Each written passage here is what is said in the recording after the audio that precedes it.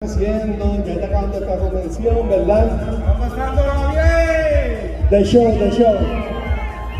Viene un guest que estaban viendo ayer en Twitter, que estaban diciendo de que estaban inventando, de que un tal Kevin Smith venía a Puerto Rico, eso es ¿verdad? Estaban diciendo que estaban ahí.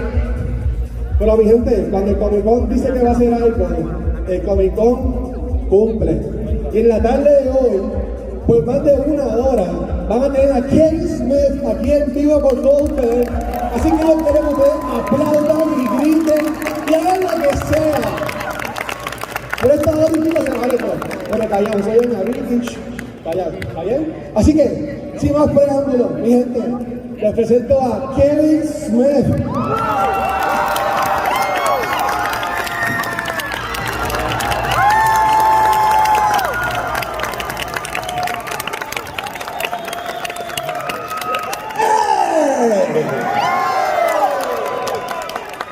Hola, everybody. Thank you for waiting for me. It took a minute to get here through no fault of my own. But before we go, we're going to have a good time, kids.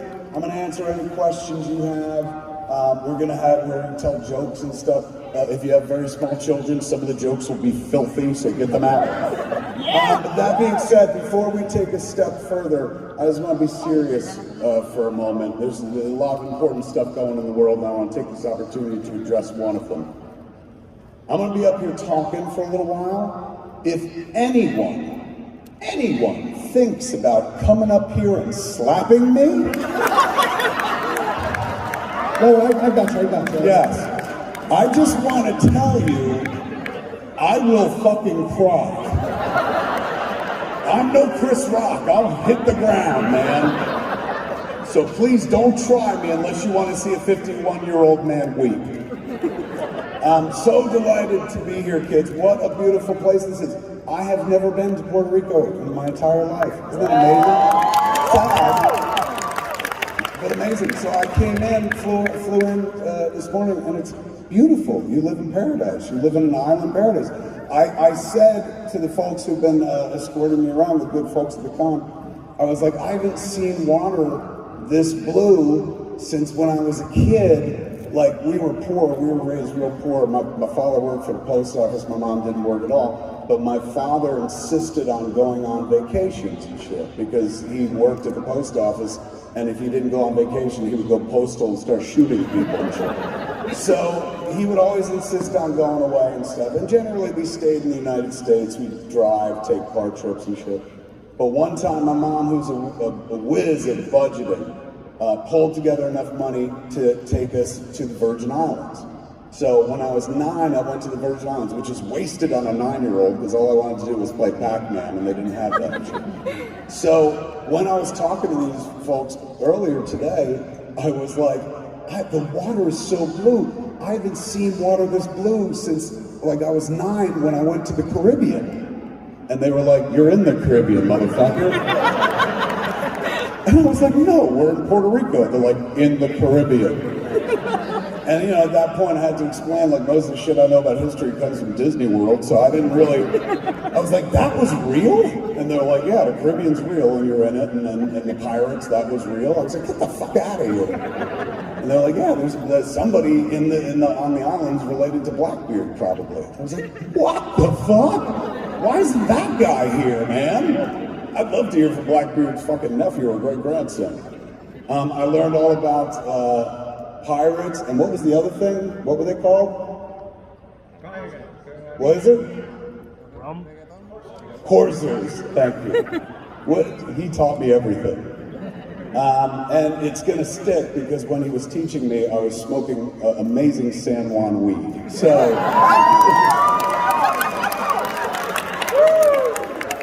the history was interesting enough, but I was like, you're fucking kidding me. A hurricane? Like, you know, shit like that.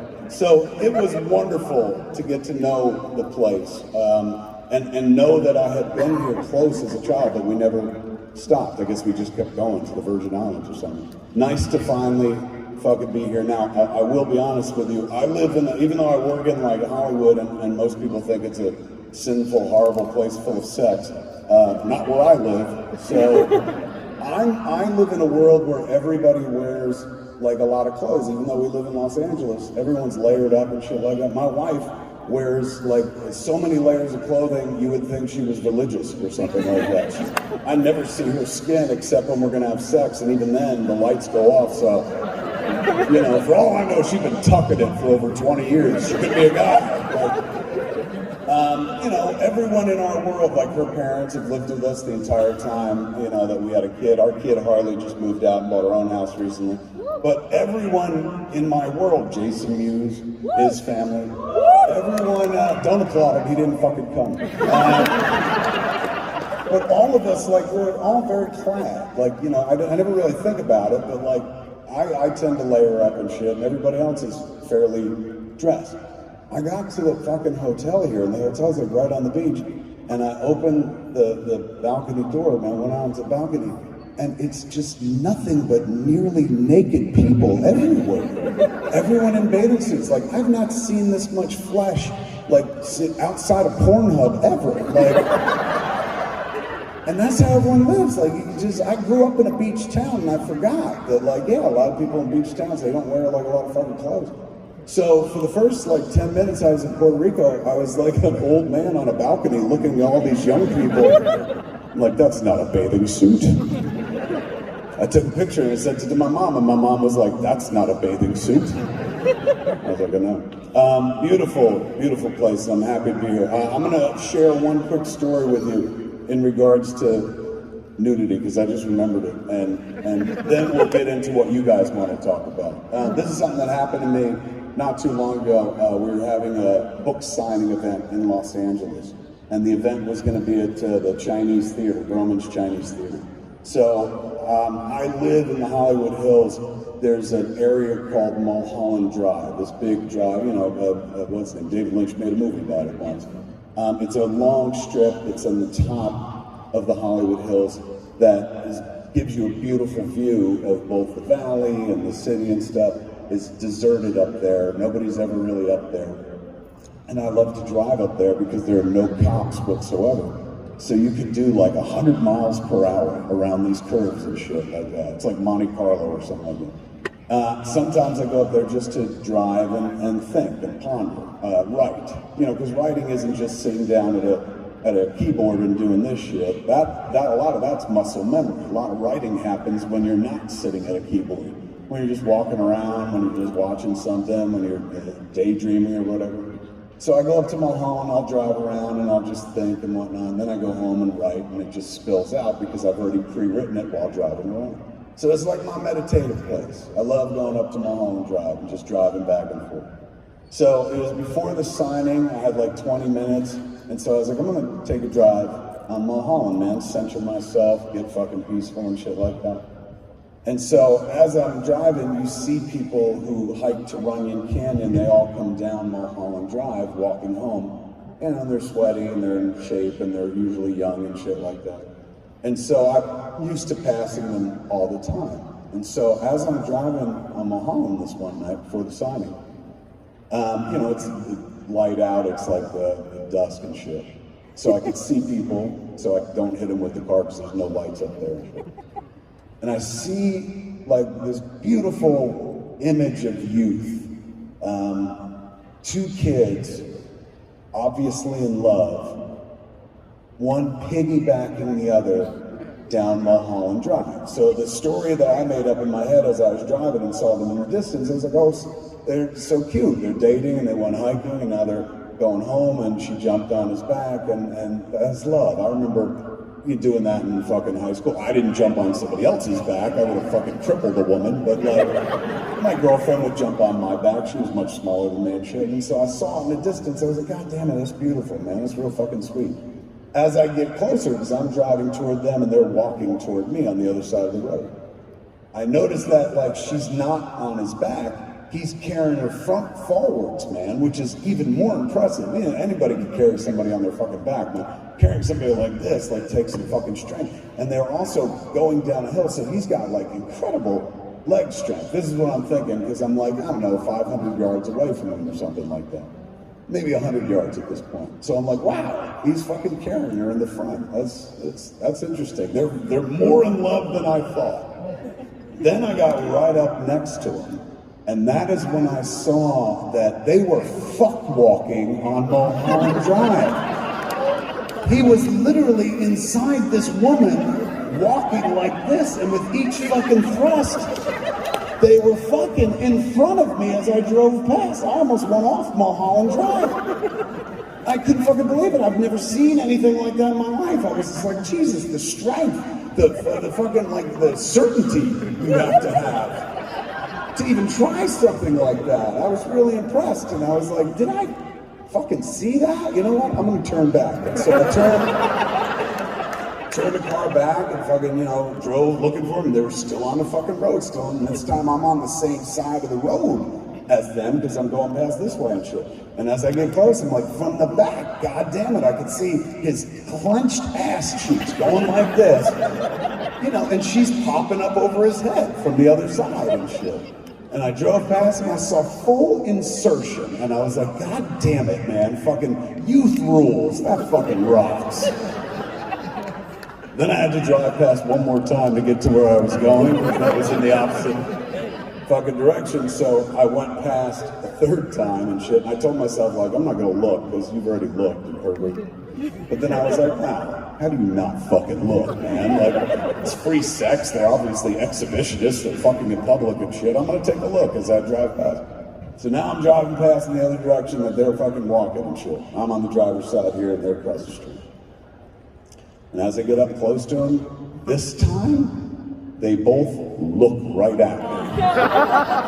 Just as we passed, they fucking stopped looking at each other. I don't know how the fuck they stopped concentrating on what they were doing, but both looked at me, made perfect eye contact with me, and this was the face that they made. Ew. Like I was the fucked up one, man. That happened 6 months ago. Not a day goes by that I don't drive Mulholland and look for those two people. Chances that they're in this room, very small. But if you're here, come on up on stage, kids. All right, enough about me, man. I got some water, and I'm ready to answer your questions. We could probably turn the lights on so we can see everybody and stuff. Are there microphones in the audience? Yes. Shit, yeah. There's one there. You can turn them. You can turn them fully on. I don't mind. We're not having sex, so turn the lights on. It's awesome. Look at everybody. Welcome, everybody. Welcome, man.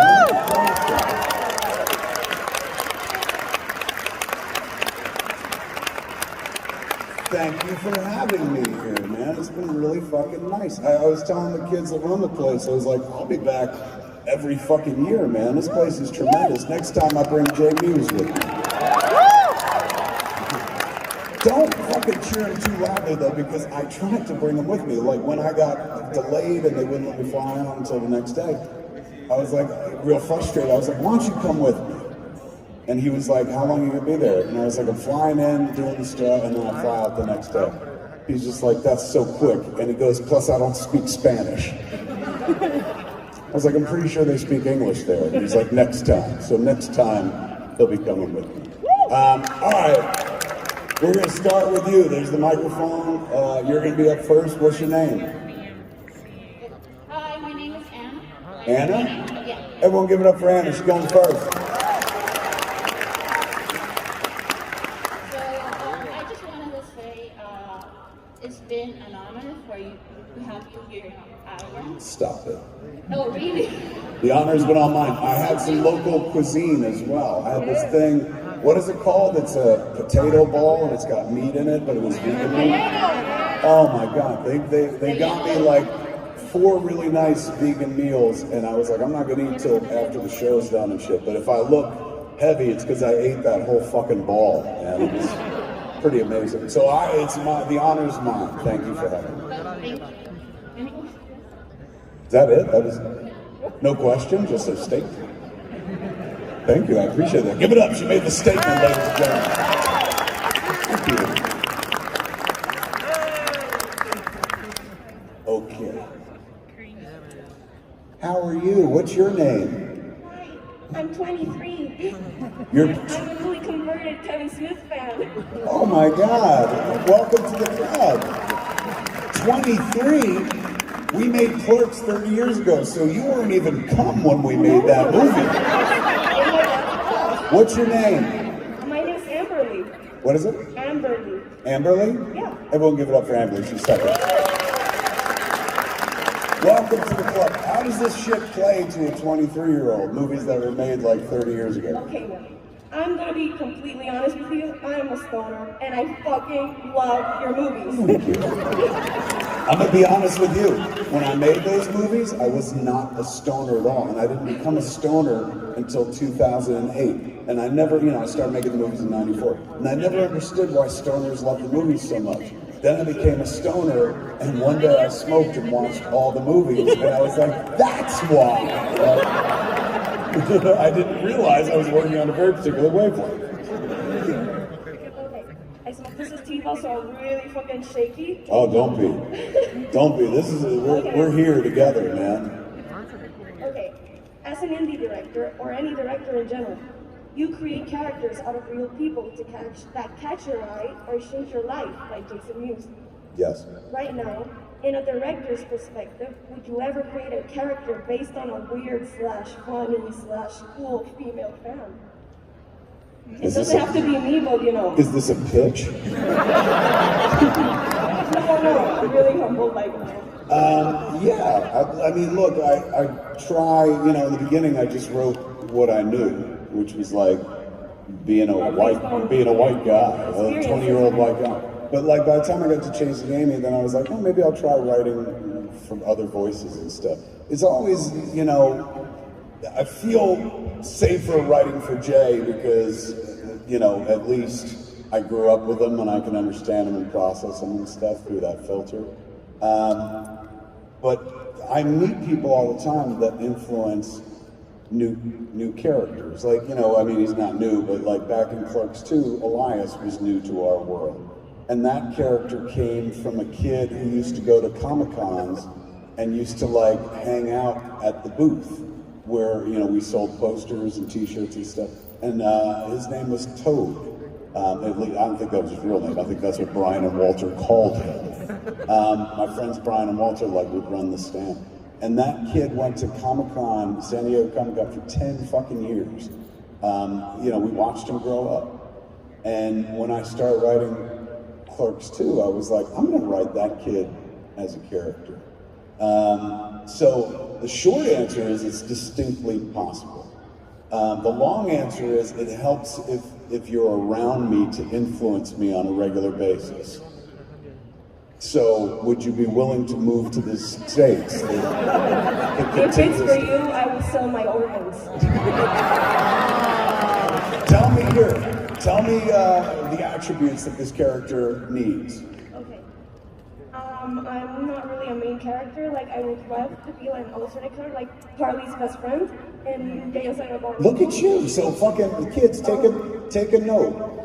Like, she's like, I'm not going for the lead. Just give me something fucking small. And right away, I'm like, I can do that. Like, I'm used to giving small things to women. Like, I can fucking... You ask my wife, she'll tell you. But yes, you didn't go for a big part. You weren't like, write me the next to fucking Alyssa Jones. You're like, write me fucking Millie's buddy. That's good. All right, but what are the attributes? Okay. There's really, I've seen all your movies, almost all your movies. I'm 23, Which ones haven't you seen? I haven't seen Dogma, I haven't seen Oh my God, don't light a candle, don't curse the darkness for God's sakes. This young lady, she's interested in these movies, she just missed a few. Chasing Amy was the one that saved my career at one point. Like, Clerks made my career, Mallrats, oddly enough, like, even though people like Mallrats now, killed my career. Chasing Amy brought it back, and then Dogma kind of kept going. So Chasing Amy and Dogma are the two movies that most people are like, that was the only time he was good. After that, it was like all downhill. Then I got real into like myself, like Jay and Silent Bob Strike Back. Like, Clerks is a movie about my life up until the moment that I made Clerks. Everything that ever happened in my life until then. Mallrats is kind of a summation of what my teenage years were like. Chasing Amy was very much a summation of my relationship with Joey at that time. Dogma was all about my Catholicism. You know, I was fucking raised Catholic and I was an altar boy. By the time we got to Jay and Silent Bob Strike Back, it feels like, I love that movie, don't get me wrong, but like when I watch it, it feels like I was like, we made 4 fucking movies, man. Let's talk about all of them in the 5th one. You know, that's what Jay and Silent Bob Strike Back is, kind of like a greatest hits routine. So, Chasing Amy and Dogma, which, you know, people are like, boo, because you didn't watch it. Dogma's tough to find, so turn around and boo them right the fuck back.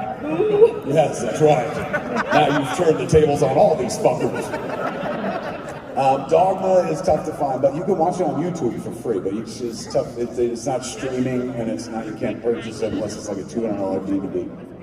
Chasing Amy is worth watching just as a historical document. It put through the prism of today, it may come across as cringy, I've been told. But, you know, I always try to remind people, like, we made that in the 90s, man. Like, give it a little space. But yeah, check them out one day. Anyway, back to the character attributes. Okay, I don't want to take any more much time. Fuck all them. It's you and me right now. We're making a movie here. This is why I fucking love you. Okay. Give me 3 words that I gotta include for this character, and then I'll let you go. A stoner chick, a rocker chick, and just a chick that doesn't give a fuck. There's so lack of representation. Girl J, essentially. Yes. I could do that. Yes. That's literally what I said. That's what I was thinking about it. Female J. That's why I said that. Done and done. I will honestly, like, if you know, I almost died 4 years ago from a heart attack. If I continue living and get to make more shit, I will definitely do that. And when you watch it, you'll be like, holy shit, I told him to do that. And I will be somewhere spending all of the money from your idea.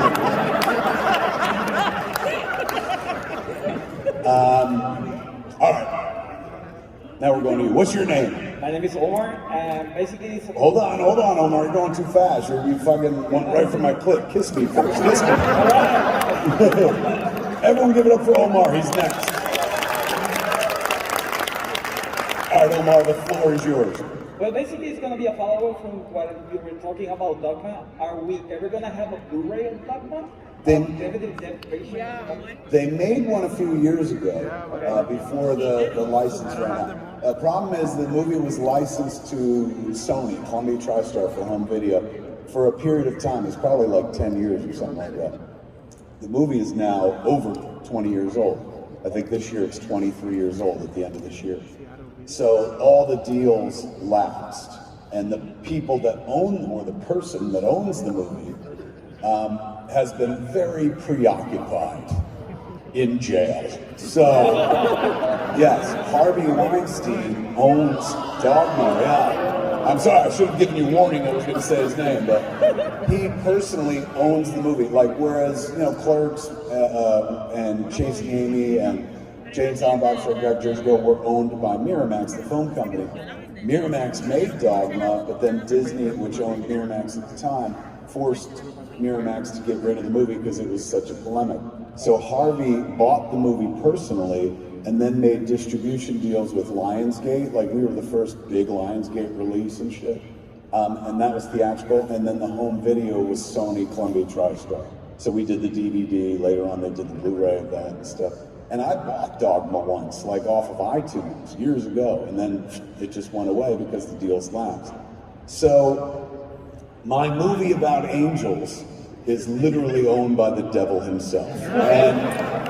And he's in jail, so, you know, the movie is sitting someplace as an asset that I don't think he's allowed to own anymore. I'm sure he, you know, put it in some shell company or some shit like that. But yeah, I don't have access to it, other than YouTube. I can watch it on YouTube all day long. People always ask me, like, where can I watch it? I'm like, you watch it fucking free on YouTube, and it's an excellent fucking copy.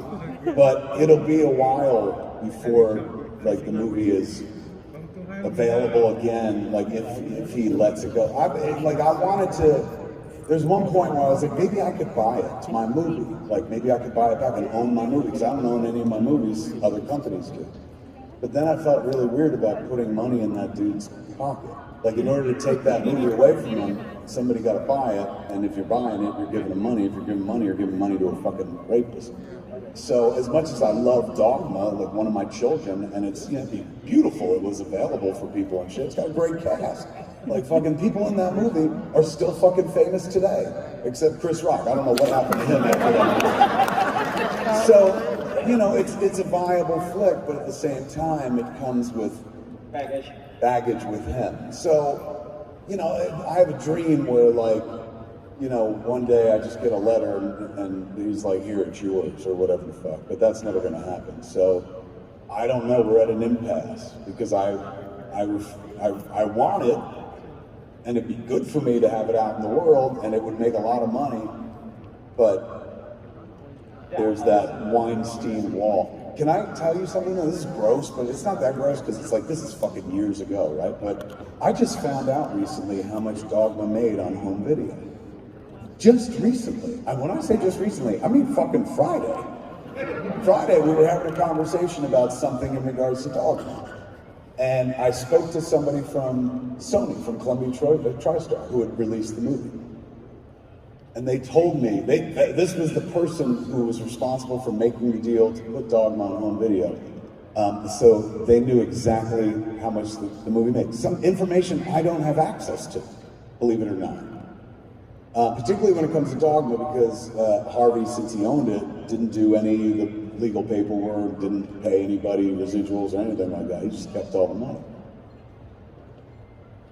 In order to tell you this, I gotta tell you one quick story. So years ago, Ben and Matt told me, they're like, Kevin, you gotta get fucking a piece of Dogma. And this is after the movie came out and shit like that. And I was like, why? Like, I got paid to direct it, I'm happy, the movie's out there, fucking, I'm delighted. And they're like, no, man, fucking Harvey made a lot of money off that movie. I was like, how do you know? And they're like, he told us.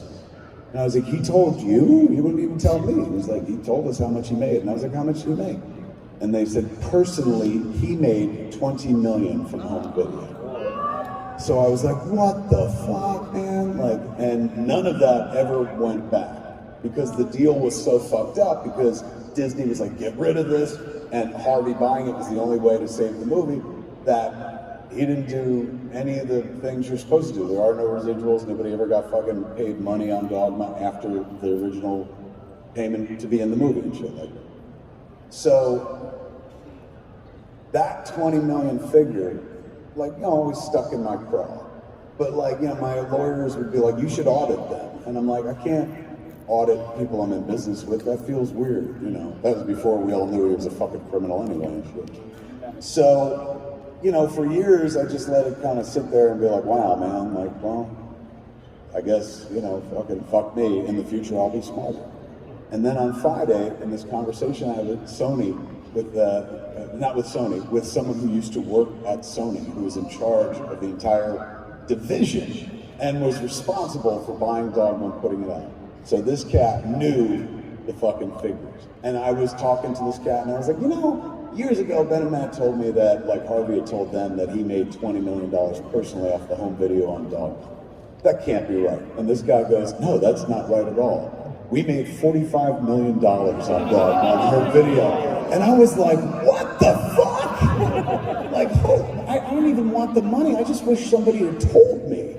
Like, that would have felt nice in the moment. Like, I make small movies. I don't know, like, I see the box office, but they don't conquer the world and shit.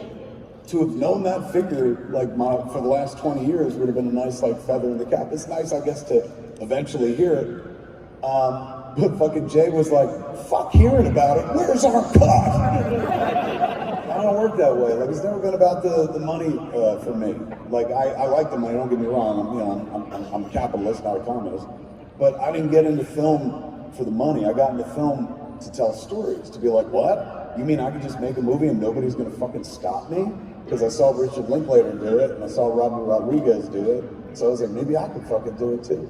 So my reasons for getting into it were never like, I want all the money and shit. And I'll be honest with you, like, I've been paid more money than I ever imagined I'd see in a fucking 1,000 lifetimes for doing stupid shit, for making pretend. Something I would do for fucking free anyway if they didn't fucking pay me to do it. So it never occurred to me to be like, yeah, go after the shit I didn't get.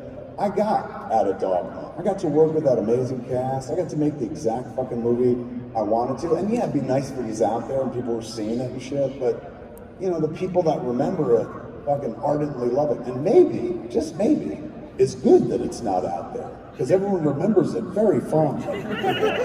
You know, and if they were forced to watch it, they'd be like, this? Ugh. So maybe I'm getting away with something by it not being out there. But it does kind of bum me out, you know, like at one point in my life, that was the most fucking important thing in the world. Getting Dogma done. I mean, literally my life was in jeopardy because of it. We got death threats. 400,000 pieces of hate mail and 3 legitimate death threats. And it's just so weird to have to accept the fact that it's like, it's gone and it's probably not coming back. But you know, I'm not saying feel bad for me. I'm saying like, I got everything I needed out of Dog. And I have the memories and shit, and I've got pictures as well. Like, I know what happened. So I'm good. Thank you, my friend. Give it up for him. How are you? What's your name? Hi, my name's Julia. I'm an actor and singer. Your name is what? Julia. Julia, give it up for Julia, everybody. Thank you so much for coming here. For years, there's been talk, mostly from a college friend of mine, of bringing you here to Puerto Rico for a Q&A or master class, and now it's finally come true. So, when did you discover you wanted to pursue filmmaking and acting? Acting, like, I liked when I was in grade school, but, you know, not like, ooh, this could be a career. It was just some fun shit to do. I remember Sister Ann Louise, grade 3, we were doing this play about, you know, playlets about parables and shit like that. And I was playing like some fucking king who like didn't give any to charity or to anybody who was hungry and shit. And I was eating pretend chicken. Like, so I was like, and thrown away, like one bite and thrown it away. And I remember Sister Ann Louise laughed, and I was like, oh shit. Like, that made me feel clever, because she didn't tell me to do that, I just started doing it, shit. So from an early age, I equated performance with validation. And that's what most performers equate performance with, validation. That's why we wait for applause and shit like that. You know, we wait for people to tell us how we did and stuff. So I love the validation that came from it. Like, I wasn't good at much else. I was not good at sports. I was fucking a fat kid and stuff like that. But if I can put on a little performance, perhaps make you laugh, you know, that validated me in some ways. From an early age, I liked performance, but not enough to think about it as a career. When I fell in love with filmmaking, I was 21 on my 21st birthday, so 30 years ago, this August. No, 30 years ago, last August. Fuck. I saw Slacker, a Richard Linklater film. It was his second film. He had made a film prior to that called You Can't Learn to Plow a Field by Reading a Book or something like that. But Slacker was his first real feature, and it got distributed and stuff. I saw that movie at the Angelica Film Center and Art House multiplex in New York City on the night of my 21st birthday, and it was transcendent. Like, great art will do that. It will, even bad art can be transcendent and can inspire. You know, I have met so many fucking people who are like, I do X, Y, or Z today because I saw Clerks when I was a kid. And that's fucking Clerks. So like, imagine a really good film, what it could do for a person. And that's what Slacker did for me. When I saw Slacker, I was like, this guy's just telling a story in bumblefuck Texas. Like, it ain't in New York, it ain't in Los Angeles where most movies are set. It's in fucking Nowheresville, Texas. Like the middle of fucking Texas in a town nobody's ever heard of. It was Austin, Texas, which is the capital of Texas. And everybody's heard of it except me at that time. But a little ignorance will go a long fucking way. So all I heard was like, this guy's making movies in his backyard. He's not asking for permission. He doesn't give a shit if he doesn't live in the most exciting place in the world. And I was like, well, if he can do that in Austin, Texas, maybe I could do the same thing in Leonardo, New Jersey, where the fucking store was. So I fell in love with the idea of filming, but we didn't have the internet. Like, that wouldn't happen for a few more years. So you had to independently study. You had to go out and get books at a bookstore, go to a library, and you know, it's like, not like you'd go to like Walden Books or something and get filmmaking books. You'd have to go to like college bookstores and shit. You know, there was a time where you had to kind of really work for it if you were interested in the thing. You couldn't just like go like, well, let me Google that and see if it could be my life. So in reading like Spike Lee's books on filmmaking, he wrote books on making his first 4 movies. And there was another book by Rick Schmidt called Feature Filmmaking at Used Car Prices. He broke down how to make a movie for $6,000. Reading those books made it seem possible. And so I was like, I've never done this before. I have no visual acumen whatsoever. I have no college degree and shit. I have a high school degree at best. But I've been watching movies my whole fucking life. My father used to take me to the movies when I was a kid, and then that was a tradition that continued when I was in my teenage years. I'd go to movies with my friends. I was a movie kid. Like some kids were into sports, I was into fucking movies and shit. And my father took me to movies for years, but he never once, ever, sat next to me and said, see this? You could do this, because we didn't come from that world. Like now, I've been taking my kid to the movies since she was a fucking infant and shit. First movie we ever took her to was Fight Club when she was still in a bassinet. So, that's right, I'm a good dad. So for me, like, you know, movies have been part of my creative DNA, they were part of her creative DNA. And I've been telling my kid since she was little, like, you could watch iCarly, which she used to love to do, or you could write iCarly. And one of them's way more fucking fun. So I've been telling my kids since she was a youngster, you can do anything. That's what we tell our kids now. Like, you can do anything. Figure out what you love to do, and then figure out how to get paid for it, and that's how you live your life and shit. But I wasn't raised like that. Our generation wasn't like that. And my house was really not like that. And not because they were discouraging, but because there was no one to look at to be like, well, they did it. You know, you can't be it unless you see it. And we never saw it. We just saw famous people get more famous and shit like that. I just assumed directors were born into the business. Because, like, I'd never heard a backstory on a director or anything like that. My father was the kind of guy who would not encourage me. He would not discourage me. But he wouldn't encourage me for fear of failure. Like, he'd be like, see that mountain? Never climb it. You'll fucking fall. You know, that kind of shit. And still, when I saw Slacker, it was like someone gave me permission to dream. Somebody gave me permission because they took this weird chance on themselves and their friends and their little corner in the world and told this story, man. And there I was watching it in the movie theater. I was like, why not them? Why them? Why not me? You know, I viewed the movie with a mixture of awe and arrogance. Awe because I'd never seen anything like that before. But arrogance because I was like, I think I could fucking do this. If this counts as a movie, I think I could make a movie. And boom, my career was born.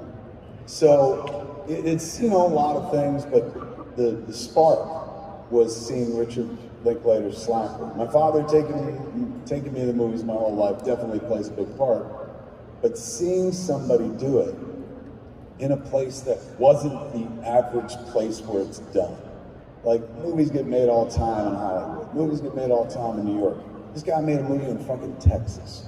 So I was like, if he could do it in Texas, why can't I do it in New Jersey? And that started the journey. And then when I was making that movie, I was like, if this is the only fucking movie I'm gonna make, I at least want to be in it, you know? So boom, I wound up being Silent Bob. I wrote the role of Randall, the funny guy, to play myself, which is why Randall has all the best jokes. But as we got close to making the movie, I was like, I'm not an actor, what the fuck? Just because I ate chicken in 3rd grade does not make me an actor. So I found Jeff Anderson instead, somebody I went to school with. I was like, you be Randall. And I chose Silent Bob. Silent Bob I had written for this guy named Mike Bellicose, who's in Clerks.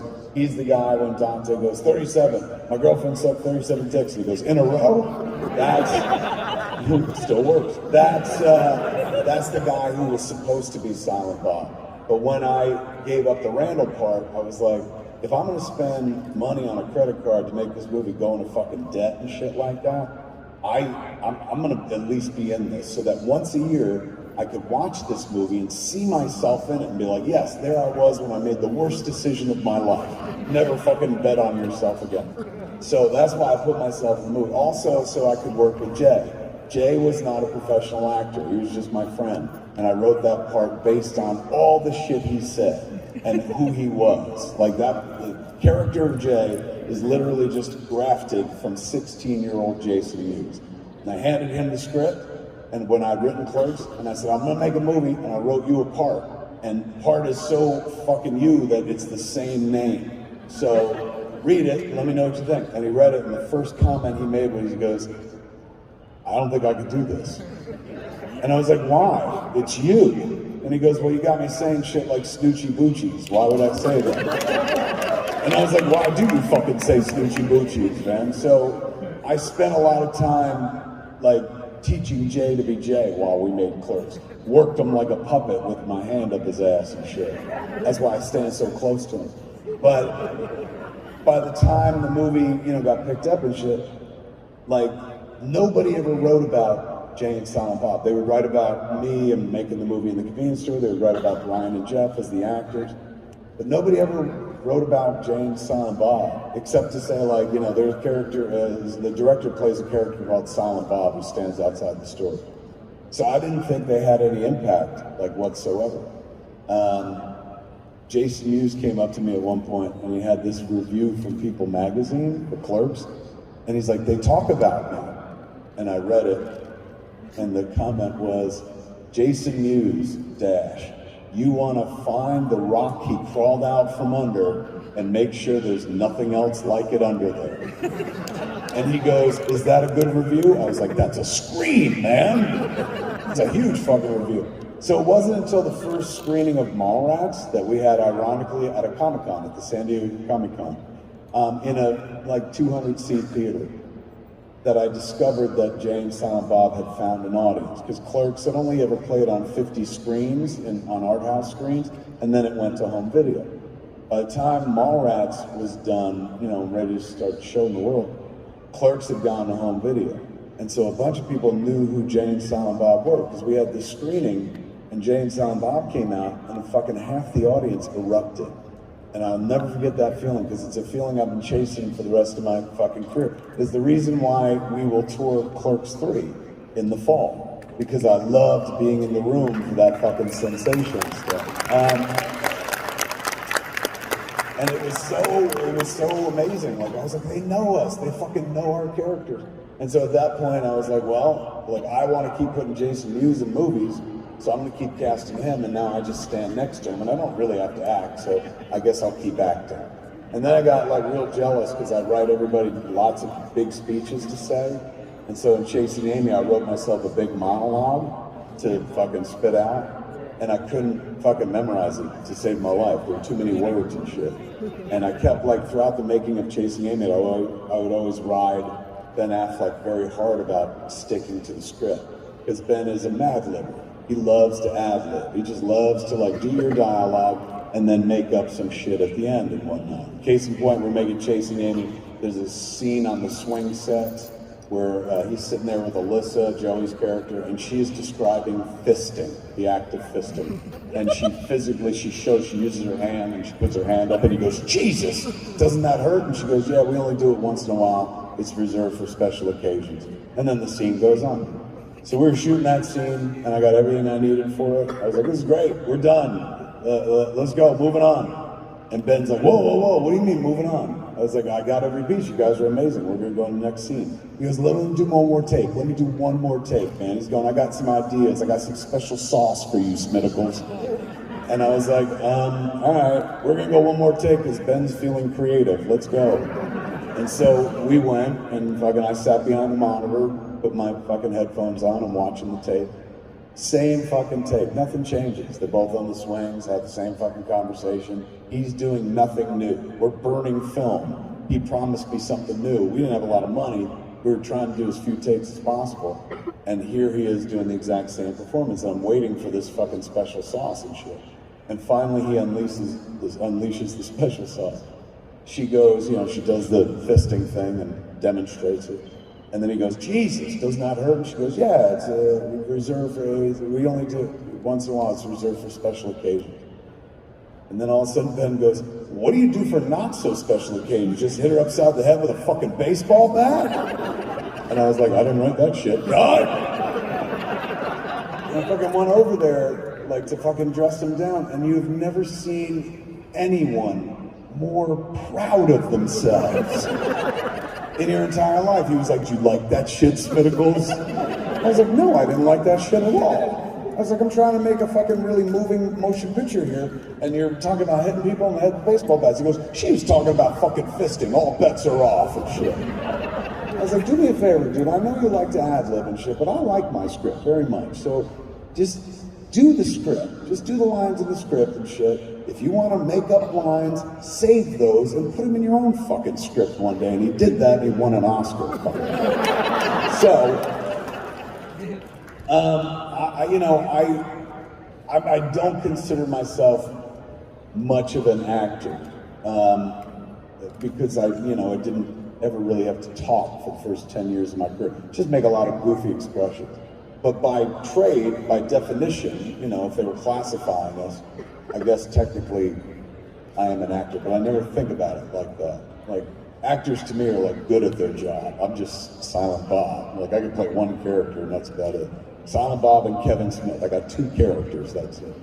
But that's how I got to both film and acting. A way long answer to a very short question.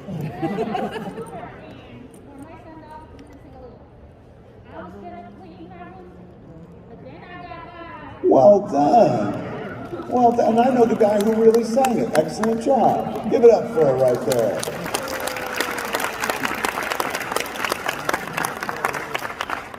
Wow, he showed up after all. I know your name. No, what's your name? Merlina. What is it? Merlina. Like Merlin the magician with an A at the end. Merlina. Everyone give it up for Merlina. What a great name. The way you spit out that like Merlin, but with an A at the end, you must be doing that your whole fucking life. My dad screwed me up. Okay.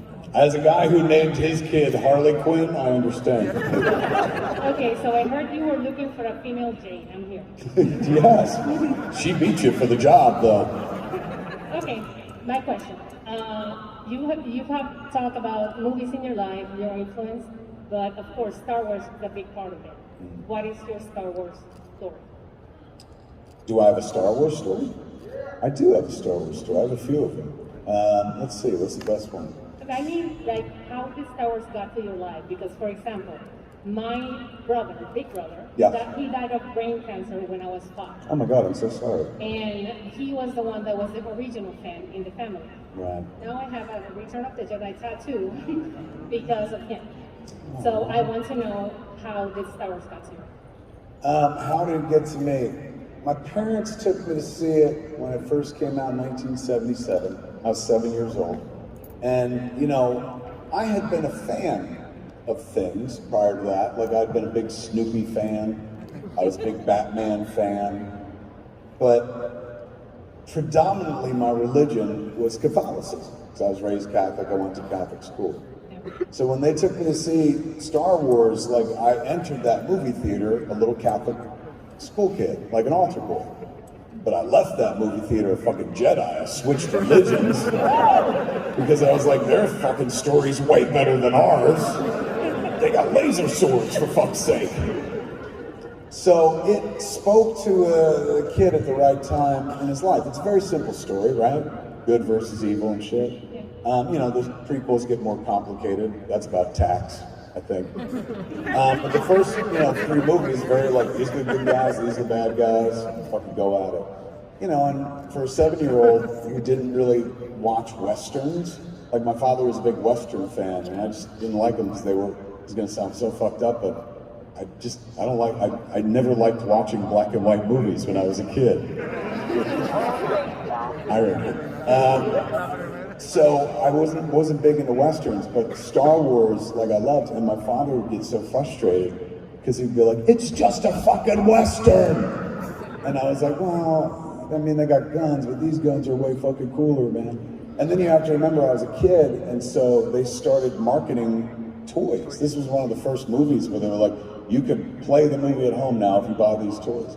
And I was in the sweet spot, man, so like I had a Star Wars collection, 2 Darth Vader, heads full of fucking figures and shit. which meant that I got to play Star Wars again and again and again. Now, we didn't have streaming or even home video in those days, so you had to like remember the movie until they re-released it and shit like that. Or you had to create new adventures. And, you know, I would always choose the latter. You know, after Star Wars, it was like, man, I just want to do stories where Luke and Leia get married and fuck. Then that changed after Empire. I meant Han and Leia,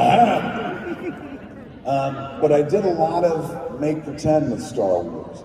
And because of that, you know, you could draw a direct line from me seeing and playing Star Wars to the shit I do for a living. And not just like, hey man, remember the Death Star contractor scene in Clerks? Like how we're always referencing the Star Wars movies. Yes, absolutely, Star Wars has provided comedic content for me. But it captured my imagination at a young age and made me make pretend. Now, I didn't grow up to make Star Wars type movies and shit like that. I make movies where people just sit around and talk to each other about Star Wars movies. But it still stands to reason that, like, you're talking about a movie that was so powerful, not just entertaining for a kid, but such a powerful document for change, quite like Richard Linklater's Slacker, that it changed my body chemistry. Like, literally changed the course of my life. If I don't sit around playing Star Wars as often as I did as a kid, I'm maybe probably not as imaginative as I am. And, you know, if I'm not imaginative, and I'm not saying like, and I've got the imagination of James Gunn. No, but like, I had enough imagination to be standing in a convenience store one day and be like, this could be a fucking movie, you know, and that comes directly from fucking doing this shit with Star Wars. Not to mention, like, you know, the late great Carrie Fisher, who we worked with in Jay and Silent Bob Strike Back, was my first crush. Like, I fell in love with Carrie at such a young age, and I had a framed photo of her next to my bed. Like, I had written to like some fucking like, you know, dear Carrie Fisher, I love you, let's get married. And she sent me a photo. I think she sent me a photo. And it said, galactically yours, Carrie Fisher. And it looked like somebody had written in pen on the photo. So I got that when I was 9. I still have that to this day. Now, I learned early on that you should be happy with what you have and not reach for more based on this picture. Because I had this signed Carrie Fisher, galactically yours picture. I pushed. I soared too close to the sun on wings of wax. I wrote again to get another picture, to get a, you know, hoping to get a different picture, different autograph.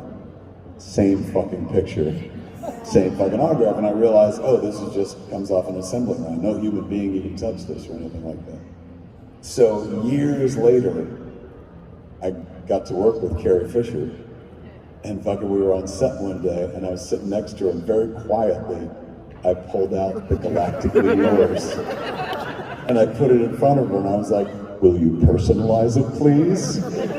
And she totally did. She was a hoot, man. Like, she had a real great relationship with Star Wars, obviously. It went up and down, and by the end, she kind of figured out its place in her life and whatnot. But she was always very frank about it. She was like, you have to understand how this fucks with a person's head. And I was like, how? And she's like, because ever since I was 18 years old, I don't own my face anymore. My 18-year-old face belongs to some fucking toy company. She's like, they can make shampoo bottles that look like me until the day I die. She's going, that's fucking weird, man. And, you know, I was like sitting next to my Silent Bob action figure. I was like, is it? But she was funny. When we were making Jay and Silent Bob Strike Back, you know, it was a low budget movie. It was like 20 million or something like that, which is low budget at that point. And so nobody really got paid, right? So if people came in to do cameos, they got very, very little. So when we reached out to Carrie to do her cameo, her deal was she didn't want to get paid money. She says, there are these 2 antique beaver chairs that I've had my eye on. I want the production to buy the chairs for me. And I was like, fucking great, man. Like, this is, like, we're literally bartering with Princess Leia. This is amazing. So we buy her the chairs, and when we're on set for the first time, I'm working with her, I was like, did you get your chairs? She's like, I did, thank you very much. And I was like, what's the story with the chairs? And she was going like, oh, the beaver chairs? She's going, I just thought that would be an appropriate payment for this movie. And I was like, I fucking love you, Gary Fisher! So yeah, man, Luke, you know, of course I got to lightsaber fight with Mark Hamill himself, and then I was the guy that was like, what if he was Skeletor, you know? So it's influenced my life. It's influenced my life, my work, my art, my dreaming, but oddly enough, not to the point where I was ever like, I want to make a Star Wars. Like, I have no interest. I have no interest in making a Star Wars, I have no interest in making a Marvel movie, and these are movies that I fucking love, man. Like, I'll step on your neck to get to the latest Marvel movie and shit.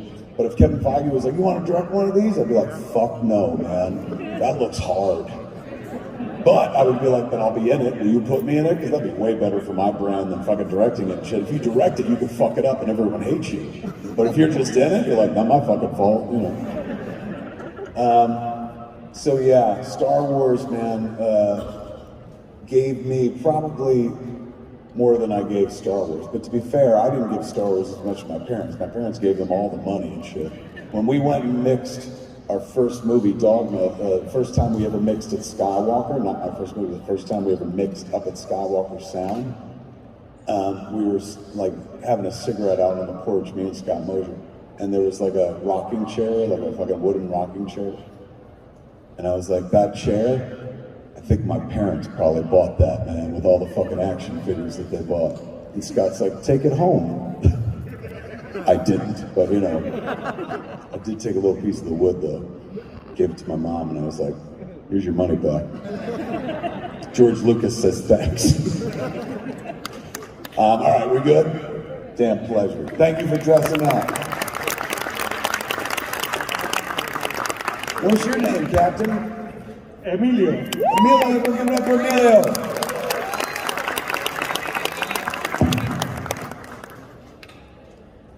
No questions. I just want to say thank you, Mr. Smith, for making Clerk.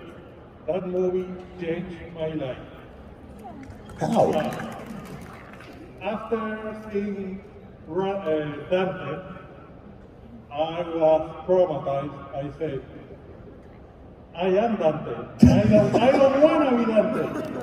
So I went back to college, got my second bachelor's degree in accounting, and I have been an accounting officer for the last 33 years. Give it up for him, man. Look at that shit.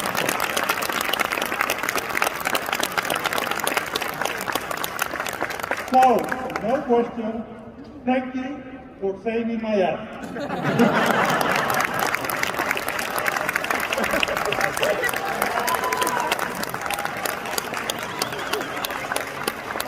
Fucking Emilio, man. That was wonderful. And I think this is the only place in the world where somebody would ever come up to somebody else and say, thank you for making me an accountant. That means the fucking world, man.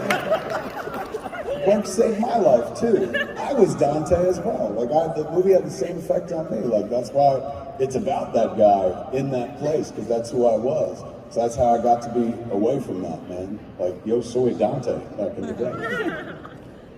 But it was Randall's word who struck me and made me see the light.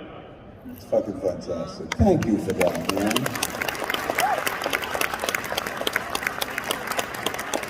So Emilio, if I'm responsible, shouldn't I get like 10% of what you've made? Just let me wet my beak a little. What's your name, sir? My name is Ryan. Everyone give it up for Ryan, who's next. So I've been over 10 years for 25 years. I wore out a VHS copy of Chasing Amy. And you know, all the things you talk about in the interviews and the podcast and stuff you often talk about is just making fun stuff with your friends and working with your friends all the time. Yes. Then I was at a Q&A with David Klein 14 years ago, after his release of Zack and Mira. Yeah. And he said he loves working with you, but actually really enjoyed when you guys worked apart and came back, having worked with other people, when you worked with like Virgo Or Vigo? Vilmos. Yeah. I was like, Viggo Mortensen. I was like, I've been working with him. Vilmos, yes. He said Vilmos actually broke some bad habits of yours and stuff like that, and that he really enjoyed that you both worked apart and then got back to work together. So my question is, Yes. do you seek that out, try to find a balance in working with people you've worked with before and worked with well, or trying to find new people? No, in the case of Dave, they wouldn't let me work with Dave for a while. Like, you gotta understand, the creature of habit, and you in my world, you fucking go home with who brought you. And so, in my head, I was gonna make movies with Scott and Dave until we all dropped dead and stuff. So I assumed that Dave would shoot everything. By the time we got to Dogma, that was like, I remember we went up, we were at Sundance for Chasing Amy, and the movie had played and we got a standing ovation and shit. So I was like, right on, we're gonna go have a meeting about the next movie, which is Dogma. And at that meeting, like, once again, I'm gonna say the name, so clench your assholes, Harvey Weinstein. He said, you can't, if I greenlight this movie, Joey, meaning Joey Adams, who was the lead in Chasing Amy, Joey can't play Bethany. That's what I wanted, her to play Bethany. And he said, Dave Klein can't shoot it. And we were like, why? He's like, it's time for you to work with a world-class DP. You can't just keep working with your friends. And so we had to go back down the hill, like during this triumphant fucking week at Sundance, where like we got standing ovation and shit, and people were loving Chasing Amy, the reviews were huge. And we had to go tell like the two people dearest to us that like, you're not going on the next adventure. And it fucking hurt, it sucked. And it was, it was a real growing moment, because like you'd like to believe that in that moment that I would have been like, I ain't doing it without him. But that was not the case. It wasn't gonna happen unless I moved forward without him and shit. So I always carry a cross for like leaving Dave behind, so to speak. Dave is much more magnanimous about it, because Dave's like, look, I didn't know what the fuck I was doing for the first 3 movies. He's gone, being forced to go off and learn my craft was the best fucking thing that ever happened to me. Because when we came back together, which was Clerks 2, so I did Dogma with Bob Yeoman, who is Wes Anderson's DP. Then we did Jay and Silent Bob Strike Back with Jamie Anderson. And then we did Jersey Girl with Bill Sigmund, who shot, he won an Academy Award for Close Encounter. He's a world-class DP. No complaints there.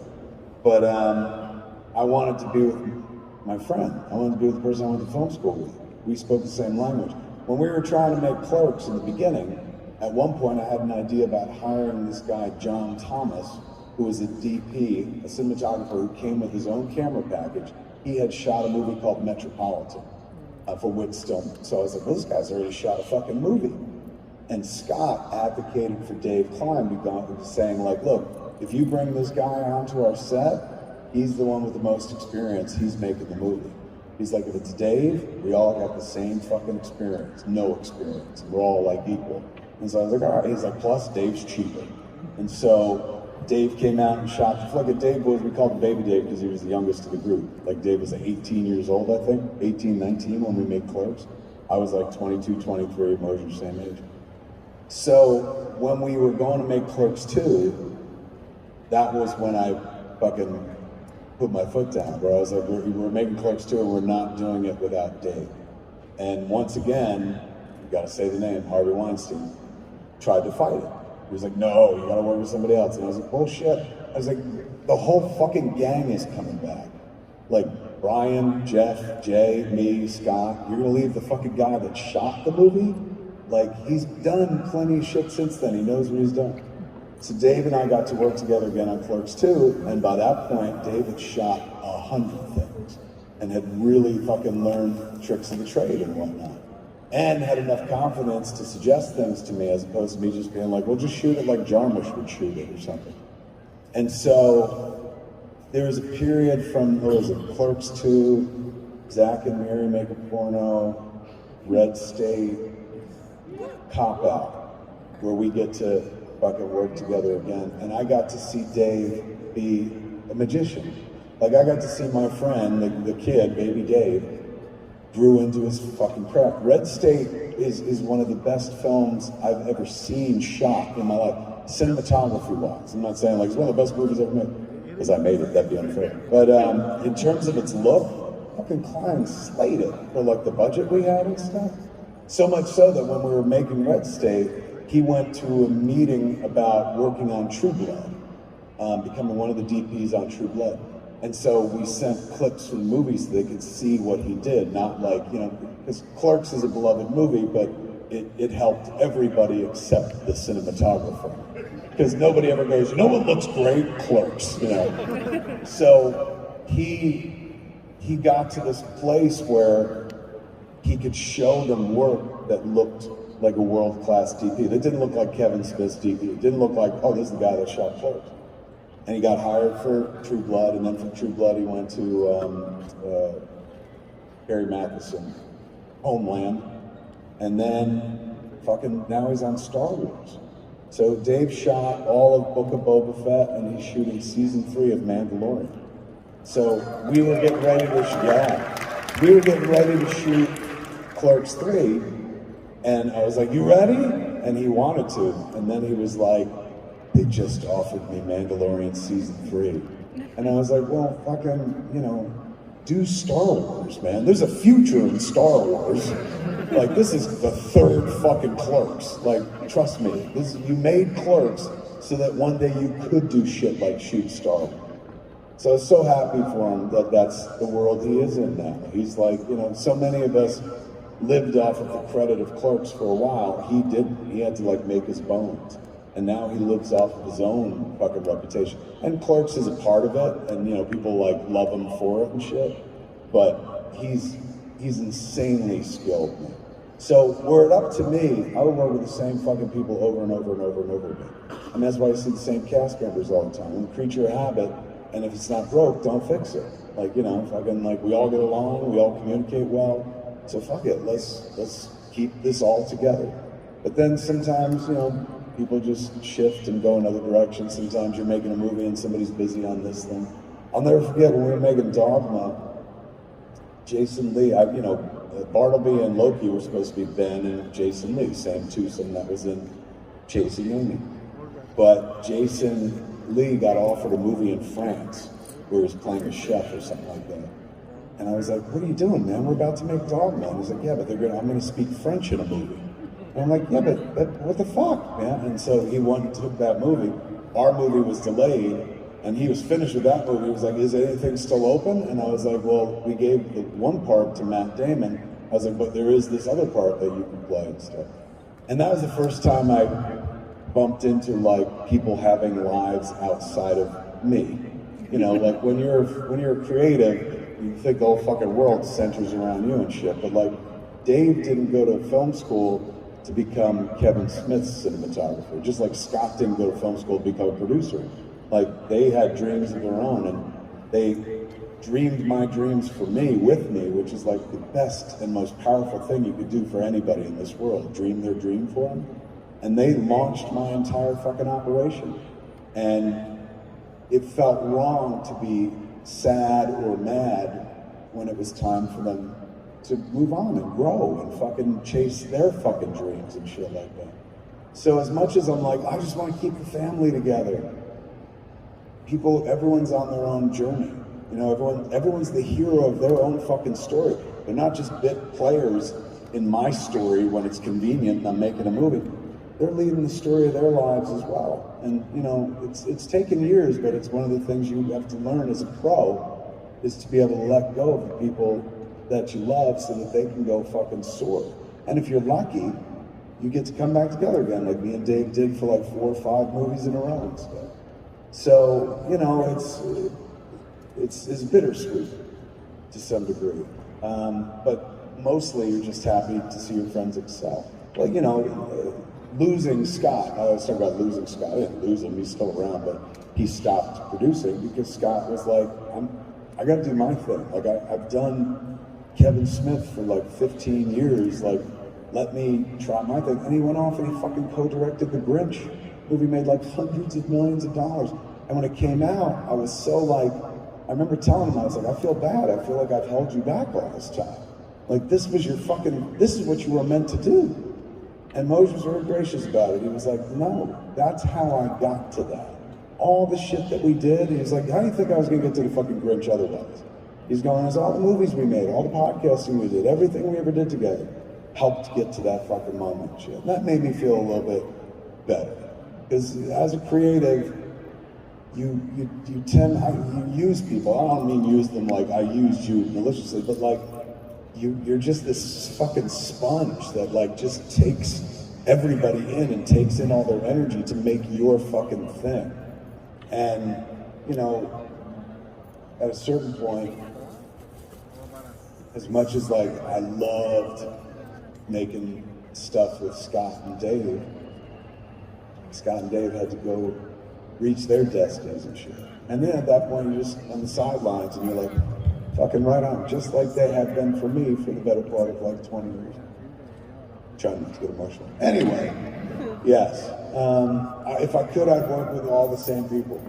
If I could, it would have been the same 3-4 people that worked on Clerks to the end of my life. But you gotta grow sometimes. Thank you. What's your name? My name is Raul. Everyone give it up for Raul, who's next. Okay, 2 years ago we had a couple of big names from Hollywood movies here in Puerto Rico. That was a little bit before the hurricane. I still know that there are very good incentives here in Puerto Rico to film. Yeah. So I wanted to ask you if would you consider filming a movie here? I mean, I'll be honest with you, up until today, never. Because I was like, well, I've not been there. But fucking the moment I was landing, I was like, why doesn't anyone shoot a movie here? Like, this place is fucking gorgeous. So yeah, if I had something that called for it, absolutely. Generally speaking, the stuff I do is pretty not fun, like, you know, doesn't call for the sun and the beach or anything like that. Doesn't call for like luxurious living. But I now, having seen the place, absolutely, in a heartbeat, I could see them shooting a movie here. It would have to be somebody else's movie that they gave me a bunch of money to do, because I can't imagine, like, you know, what was that movie, Forgetting Sarah Marshall?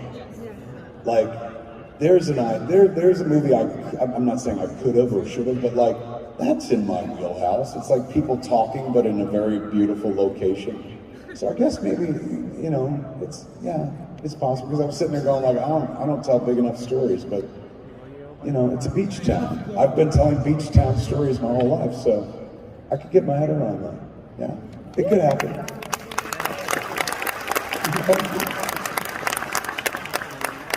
Holy shit. Hello. How are you, Kevin? So good, man. That's good. What's your name? Well, my name's Kenneth. Kenneth? Yes. Everyone give it up for Kenneth. In case you can't see, Kenneth is cosplaying at the moment a little bit. He does a camp counselor. Is that camp counselor whistle? Camp counselor Jason. Camp counselor Jason Voorhees. That's wonderful. By Jamie Lee, I believe is the name of the artist. I don't know what her handle is right now, but never mind. My question is really simple, but I think you already kind of answered it. It's regarding horror movies, specifically horror movie franchises. I kind of just wanted to ask you, as a director or writer, is there any movie or franchise that you've dreamed about writing or directing? I said you already kind of answered because you mentioned Marvel and Star Wars, so I'm guessing it's the same type of thing for horror. No, horror was my first love before independent film. Like, long before I wanted to be an independent filmmaker, I wanted to be Tom Savini or Rick Baker. I wanted to do special effects, makeup. But I'm not an artist. I'm not good like that. Like, you know, I don't know why I thought I could do it. It just seemed like a cool job and shit. But horror was a big part of my childhood. You know, it's not like I grew up watching independent films or something. That came in my 20s. So it was all rubber splatter movies. You know, rubber monster mash splatter movies and shit like that. That's why Tusk and Yoga Lizards are the way they are. And when we get to it finally, Moose Jaws will be the same thing. Big rubber fucking moose eating people and shit. So I could do my thing. I can't, you know, I don't know that I would pick up somebody else's thing. Like David Gordon Green has been doing the Halloween movies and stuff. I couldn't. I don't think I could do that.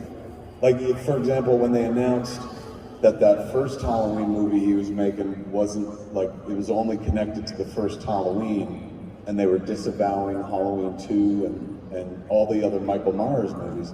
Like, as a fan, like, I was like, you can't do that. Like, and so if I was the creative in charge, the movie wouldn't happen, because I'm like, well, that's too good an idea. Don't do that, you know. So I probably shouldn't be allowed near a franchise, which is cool because I never go near them. But if there was one where somebody was like, you could make one of these, it'd be down to 2. I would love to do a Texas Chainsaw Massacre, but like part 2. Because that's my favorite. Texas Chainsaw Massacre 2 is such a fucked up movie. It's so terrifying. Aside from like the gore and the violence, it is psychologically fucked up. So that's like, whenever I make a movie like Red State or Tusk, I'm trying to emulate that. Because I remember seeing that movie and being blown away by it. Like, this is fucking bizarre. It's either one of those, a Texas Chainsaw Massacre, but in the vein of part 2.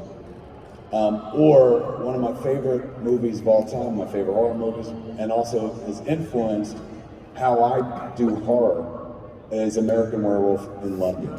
I fucking loved that movie when I was a kid because it was a scary movie, but they balanced it out with some humor every once in a while. And that was new. Now they do that fucking shit all the time. But when I was a kid, that was brand new. The idea of like, we're gonna fucking show you something grisly, and then somebody's gonna hold up the Mickey Mouse doll and make jokes and shit. So because of that, like, that's why Tusk and Red State tonally are the way they are.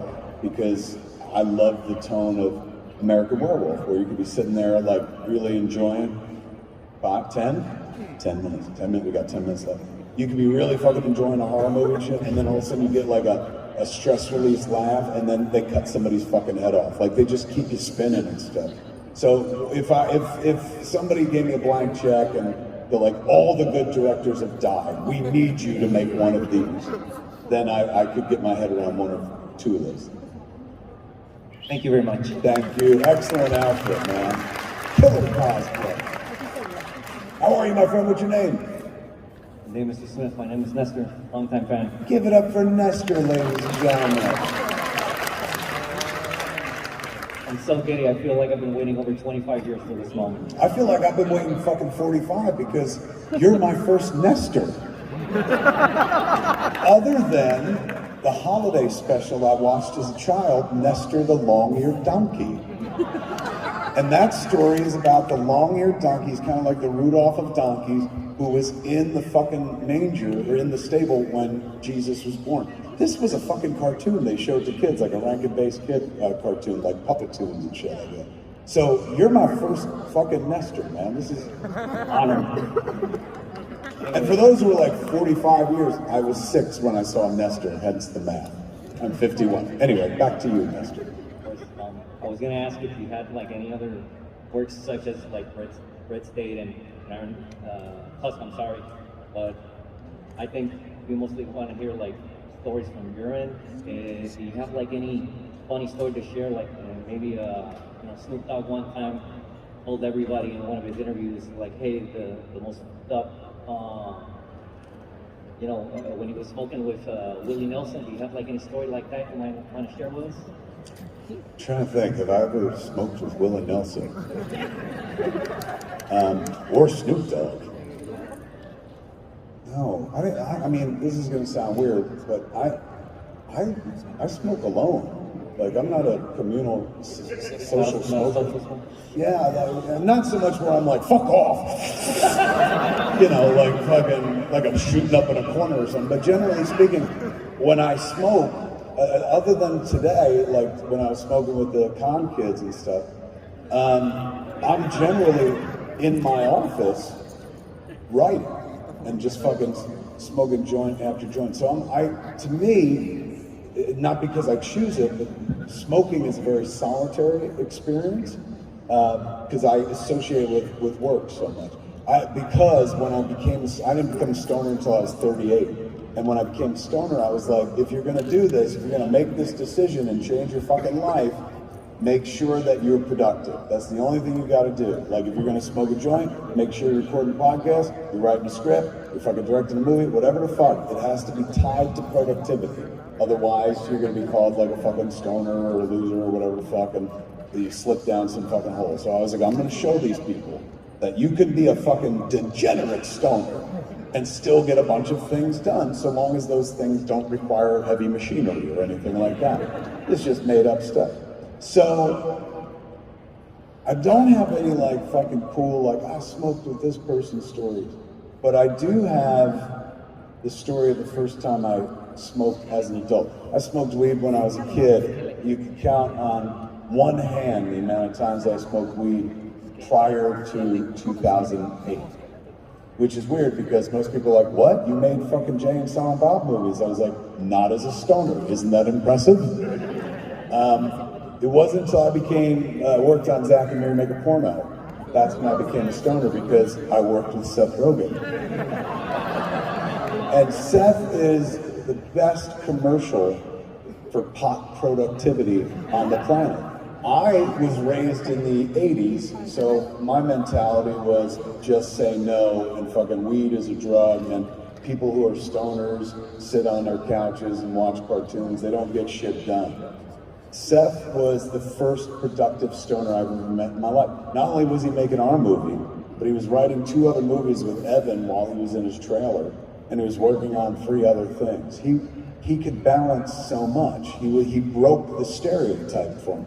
Stereotype had always been like, and I kept that stereotype going. You look at our movies, it's not like we held stoners in a high regard. We're like, they're kind of silly. Seth was the first one I met who was like, no. He's going, there's a bunch of us. He's going, there's a very, creative component in this business of waking bakers. And I was like, I couldn't imagine this. It happened because we were on set making Zack and Mary, and my friend Malcolm was with us. My friend Malcolm Ingram, he directed a documentary about me called Clerk, which came out this year. I only tell you this not to tell you tales out of school, but it's a big part of his identity. Malcolm is a bear. He's a large gay man who identifies as a bear and shit. And if you don't know what that is, I'll give you Malcolm's explanation. When I asked, I was like, what's a bear? He's like, I'm a guy who shouldn't have sex with hot dudes, but I do. And he's like, so if you ever want to be one, you'd be a hell of a bear. He's like, if you ever want to leave your wife, I was like, I'll keep it in mind, Malcolm. So Malcolm was with me on set, and he tends to be very dramatic. Like everything is, Malcolm's kind of movie where Malcolm's kind of guy you come out of a movie like, what'd you think? And he goes, that was a fucking abortion of cinema. That kind of shit, larger than life. So he comes up to me on set one day, and we were like midway through shooting Zack and Mary Make a Porno. And he's like, Seth Rogen wants to smoke weed with you. And I was like, oh, well, I don't smoke weed. He's like, oh, I know that, but Seth Rogen doesn't know that. And he's like, you're gonna disappoint him? And I was like, well, why would that be disappointing? He's going, because you're a fucking iconic cinematic stoner, and he's an iconic cinematic stoner. You have to fucking smoke together. And I was like, I could never smoke weed and make a movie. That's all I do now. I was like, it's impossible. I was like, no, I'm not gonna do that. So we finished making the movie. It was the last day of production, and it was just pickups with Seth. So Banks was gone, everyone else, the whole cast was gone. It was just pickup shots with Seth as Zack, little like one shots and stuff. So we were almost done shooting, and I fucking sidled up to Seth at one point, and I was like, hey man, we're almost done shooting, so let's say after wrap, we go up to the editing room, I shoot some of the cut footage, and we smoke some of that weed I've been hearing so much about. And he goes, finally! And so he came up to the editing room, and we're in Pittsburgh, and Pittsburgh in 2008 was not a hotbed of fucking, cannabis activity, but mercifully, Seth had stuff from California. So, for the first time in, I don't know, fucking years, on that set, I had, not the set, in the editing room, I had a joint with fucking Seth. And I loved who the fuck I was because of it. Like, I loved that I was relaxed and I was not like up in my own head and shit like that. I loved how we were talking. I was like, this shit's fucking amazing, man. He was like, right? He's like, this is the only way to live and stuff. He's like, I'll wake and bake. I was like, I could never do that. He's going, well, you should let weed into your life. I was like, I might. And then I didn't do it for like 6 months. And 6 months later, the kid was gone. The kid, Jen's parents took the kid away for 4th of July. And so me and Jen had the house to ourselves. Generally, we live with her parents and our kid. And now they're all moved out. It's just me and Jen in this house. But back then, you know, family and shit. So when they left, Jen was like, we have the house to ourselves, man. Let's just do something fucking naughty, man. Let's get hookers or something. Like fucking, there ain't no parents here, there ain't no kids. Let's fucking like have a black mass, anything. Just fucking. So I was like, well, we got weed in the safe that Trish, her friend, had given us like 3 years before. I was like, we could roll a joint. I had a joint with Seth Rogen a couple months ago and it was really fun. And she was like, all right. And so I rolled this terrible joint, we smoked, and I had the best night of my life with my wife, man. We got so blazed, we took a cab to his pre-Uber to this restaurant called Simon LA and ordered this like dessert platter called The Circus. And it was just cotton candy, fucking snowballs, chocolate shakes, peanut butter desserts, just all sugar. And we're feeding each other and fucking like they're grapes and we're fucking Greek gods. It was amazing. Then we went home and fucking like, we got out of the car and we saw our neighbors who we never really talked to heading into their house. And we were so baked, we were like, hey, what's going on? And they were like, hello? And we're like, we see you guys been doing work over there. What you guys doing? And they're like, we're putting a new counter in the kitchen. We're like, can we see it? And they were like, okay. And they brought us into their fucking house and shit, into the kitchen. They're like, this new counter, it's cherry wood. And I was rubbing it going, ooh, cherry wood. You know, and then me and Jen went across the street to our house and just like fucked all night long. And I was like, I love smoking weed. I was like, so Seth's right, I'm gonna incorporate weed into my life. I said, but I can't be like him. You know what I'll do? I will smoke at night. Like when my work is done at 8 o'clock at night, I've earned a joint. I'll do that. And so I started doing that. I did that for a week. Started smoking at 8 o'clock at night. And after a week of that, I was like, I mean, I don't know why I'm waiting till 8 o'clock at night. Like I don't really have a real job, so I could probably start at like, I don't know, fucking 3 o'clock. So I started smoking at 3 o'clock and shit. And after a week of that, I was like, you know, like fucking, who are we kidding? Life would be so much better if you just started smoking the moment you woke up.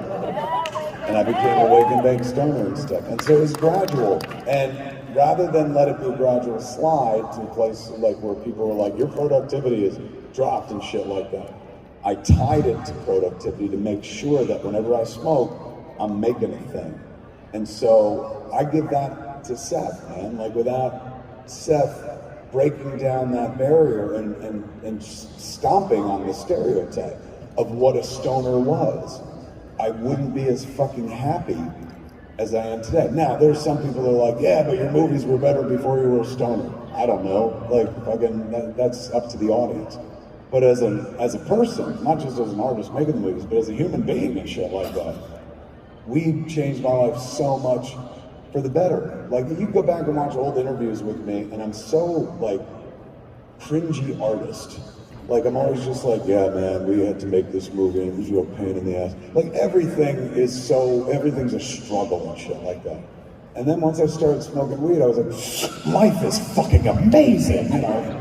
And I'm very expressive, and like, you know, I started crying all over the place. I get made fun of a lot now because I cry on the internet and shit. Not like professionally, but it just happens from time to time. Like I'll watch a Marvel movie and love it, and I'll post a picture of myself crying. And some people hate it, like fucking to death. I love it. Like it makes me so fucking happy. I love being in touch with my feelings to the point where an episode of Moon Knight will move me to tears, you know? Like, and I think people in this room would understand that as well. So it's not a great story like smoking weed with Willie Nelson and Snoop Dogg, but smoking weed with Seth Rogen absolutely fucking changed my life for the better, man. I just wish the movie had done better for him and shit. Because he gave me such a gift and I gave him Zack and Miri. 5? Here we go. Over to you. What's your name? My name is Kenai Gonzalez. What is it? Kenai Gonzalez, like the bear from... I can't hear. There's a speaker that's behind me. One more time. Kenai Gonzalez, you know, like the bear from... Kenai, yeah. Give it up for him. My only question is, knowing that Star Wars is a big part of your life and you're going back topic, what was it like getting a cameo in Star Wars? It was pretty impressive. For those that don't know, I got 2 cameos in the JJ movies. He made Force Awakens and he made Rise of Skywalker. So in Force Awakens, he let me be a stormtrooper voice. I was like, you're gonna let me play a stormtrooper? He goes, you would never fit in the outfit. So he's like, someone else will play it, it'll be your voice. So I went to see Force Awakens in Boulder, Colorado. I was out doing a tour, and Jen, my wife, was with me and shit. And we went to the theater, you know, and saw the movie and shit. And I heard my voice, but I wasn't sure which one it was. Because oddly enough, you'd think I could pick up my voice, but it was gone through a stormtrooper filter. So I was like, I don't know, I think I was that guy. But during the credits, you know, as the credits were rolling, there was my name in those fucking blue credits that I've been watching my whole fucking life. Yes. So I was heading in the car afterwards with Jen, and she's like, oh my God, what are you feeling right now? Like, what's going through your head and shit? And I was just like, I would love to go back in time and see that little kid that his parents took him to see Star Wars with his brother and sister. And, you know, fucking be like, hey man, one day, like, you're gonna fucking be in one of these movies, kinda. And I'm sure young me would be like, we get to direct Star Wars? And old me would be like, oh no, God no. They don't let you near shit like that. But you know, you do get to be kinda in one with your voice. And then I had a heart attack 4 years ago, and everybody was real nice when he almost died, including JJ. And JJ wrote me an email when I was in the hospital. He was like, if you fucking stay alive, I'll put you in the next Star Wars, bitch. You know, it was a nice thing to write, but fucking a year later, I fucking wrote it back and I was like, I stayed alive. And he was like, all right, come on out. And then went to England, and they shot it at Pinewood, I think it's called. And that one I got to actually physically be in. If you blink, you miss me and shit like that. But like, there I am walking through that snowy village. And that was nuts. Like, I'll never forget watching, it wasn't so much nuts for me, but being there and watching JJ was so impressive, because it's exactly like you imagine it. Like, the director is playing Star Wars with life-size action figures, essentially. So I was there when they brought 20 characters, fully fucking made up, like just background characters. Some are involved, 2 people in a costume with fucking legs, some are robots, some, you know, are obviously monsters and aliens that we've seen and stuff like that. But he had them all lined up, and they were like, which ones do you want for the scene? And like, JJ's in the middle of all this ring of fucking action figures waiting to happen. And he's just going like, I'll take him up there, I'm gonna take this guy in the door, he's gonna come out and then he's gonna go back in. I'm gonna take these 2 up in that top corner over there. It was so fun. It was like, and nothing like that I was like, ooh, I wish I was in charge. Not at all. It looked like a lot of responsibility. But to see him, like, to see the job reduced to what it really is. You know, because we're adults when we make movies, and some people treat it like it's a real profession or a career, but it's literally fucking make pretend. It's the same shit you did as a child with your friends, where you're like, all right, you're fucking Luke Skywalker, I'm gonna be Darth Vader, go, pew, pew, pew, and shit like that. So watching it boil down to that, watching that moment where this kid in a candy store is being shown all the toys that he's allowed to play with, and he's just gonna pick a few and put them in that scene, was absolute bliss. It was nice to be a fly on the wall for that sort of thing. I felt really happy for him and shit. But never once was I like, man, I wish that was me. Like, if you fuck up a Star Wars, they hate you forever, man. Like, you know, I took enough shit for Masters of the Universe. I don't know, I don't want to deal with that Star Wars shit, man. You liked it? Thank you very much. Thank you. Hopefully we get to do more. Okay, over to you. Ruben Sufjan. My question is, do you still collect comic books, and which one is your favorite? What a great question. Give it up for him. What's your name, kid? Ruben Subjan. Can't hear that. Ruben. Ruben? Yeah. Give it up for Ruben, ladies and gentlemen. What a great question, Ruben. Nobody ever asks me that. I stopped collecting comics when I bought Jay and Silent Bob's Secret Stash. I own a comic book store and I've owned it for 25 years. So it seemed redundant to have a collection when I owned the entire store. So it just felt like I have a collection, people just pick through it and buy whatever they want. So at that point it freed me up from like, I gotta get my new books every week. But I'll be honest with you, making Clerks freed me up from that as well. Because I sold my comic books to get the movie made, and that was liberating as hell, man. Like, because I lived my life by my comic books, bagged and boarded. I would buy oversized boards in small bags so I could trim the boards, slip them in the bag so you could bounce a fucking quarter off them. There's no room in that bag. It kept your comic book so tight. Like, I poured everything into my comic book collection. And I was terrified things would happen to it. When my mother wanted to fuck with me, if she was ever like, you know, you gotta clean your room. I was like, no, I'm going out with my friends. She was like, when you come home, all your comic books are gonna be on the floor. And I was like, all right, I ain't going anywhere. And I just protect my comic books and shit. So I was deeply invested in them. But then when I sold them to a store, not for money, but for store credit. And then I would trade that store credit to my friend Walter Flanagan. If he bought $100 worth of comics, he would give me 80 cash. He'd use 100 on my credit, and then give me 80 cash, and that's how I paid off the credit card minimums that were coming in on Clerks, the first movie I made. So that moment when I let go of the collection, and it was like I'd done a fucking buyer's guide breakdown of what it was, and it was about a $10,000 collection. No big books, no like golden age or silver age, it was all pretty modern stuff. But I'd been collecting for like a good few years at that point.